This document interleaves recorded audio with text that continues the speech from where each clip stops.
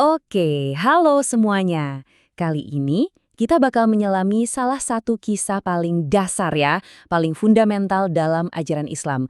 Sebuah narasi yang jadi ya semacam awal mula bagi kita semua. Tentu saja, ini adalah kisah tentang manusia pertama, Adam, dan pasangannya Hawa. Karena kisah mereka berdua ini bukan cuma cerita zaman dulu loh. Ini tuh cerminan perjalanan kita semua sebagai manusia. Jadi, yuk kita langsung aja mulai dari titik nol, tempat di mana semuanya berawal. Oke, kita mulai dari Taman Surga. Ini adalah babak tentang manusia pertama dalam kedamaian.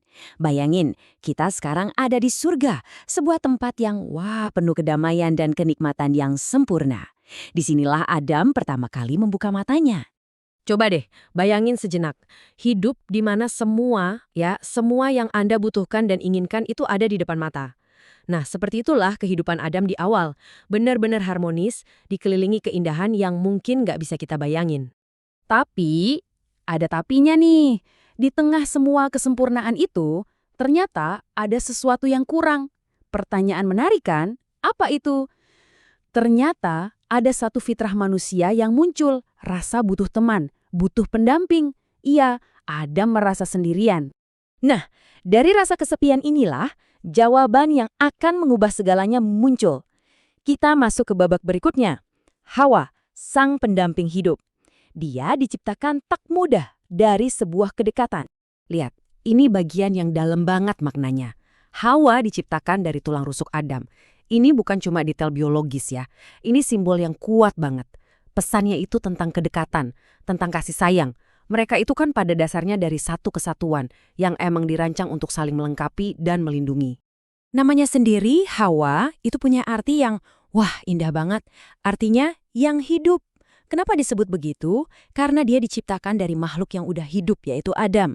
Ini seolah-olah nunjukin kalau kehidupan itu emang udah melekat dalam dirinya, dan perannya sebagai, ya, sumber kehidupan baru bagi kita semua. Dan inilah konon percakapan pertama dalam sejarah manusia. Simple banget, tapi dalam. Siapakah engkau? Aku adalah wanita. Untuk apa engkau diciptakan? Untuk menjadi pendampingmu. Wow, pertanyaan soal identitas dan tujuan dijawab dengan kebersamaan. Ini fondasinya interaksi manusia loh. Jadi situasi mereka gimana? Mereka punya segalanya. Seneng bareng, kebebasan, pokoknya surga.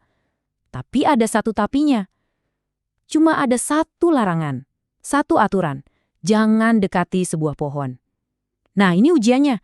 Dan ya, seperti yang bisa kita duga, satu aturan inilah yang jadi pusat dari semua ujian yang akan mereka hadapi. Kita masuk ke bagian soal pohon terlarang dan godaan. Disinilah sang penggoda, iblis, masuk ke dalam cerita. Cara iblis menggoda itu pinter loh. Dia nggak maksa. Dia pakai tipu daya. Pertama, dia bisikin keraguan. Terus yang kedua, dia janjiin iming-iming keabadian palsu. Dan akhirnya, di momen yang lemah itu, ya, mereka tergelincir. Mereka memakan buah terlarang itu. Dan apa yang terjadi setelahnya? Seketika. Langsung. Mereka sadar kalau mereka salah.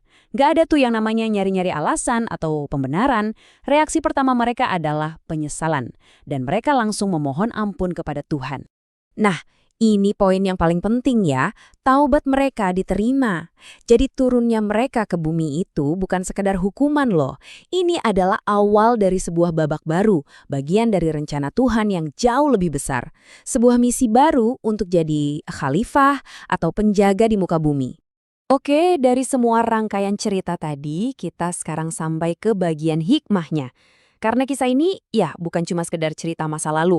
Ada banyak banget pelajaran abadi yang relevan buat kita semua, bahkan sampai sekarang. Pelajaran intinya apa aja? Pertama, manusia itu emang diciptakan berpasangan. Kedua, laki-laki dan perempuan itu ada untuk saling melengkapi, bukan bersaing. Ketiga, dan ini penting banget nih, setiap kita bisa berbuat salah. Tapi pintu taubat, pintu untuk kembali, itu selalu terbuka.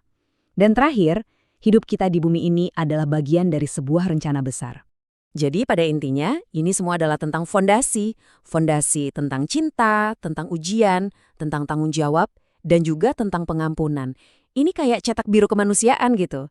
Semua tema ini, cinta pertama, ujian pertama, tanggung jawab pertama, terus berulang di kehidupan kita masing-masing kan? Nah, sebagai penutup bahasan kita kali ini, saya mau kasih satu pertanyaan buat kita renungkan bersama. Kisah ini kan tentang fondasi. Pertanyaannya adalah, bagaimana kita membangun di atasnya? Kalau fondasinya adalah cinta, tanggung jawab, dan pengampunan, apa yang kita bangun di atasnya dalam hidup kita sehari-hari? Coba kita pikirkan. Terima kasih sudah menyimak.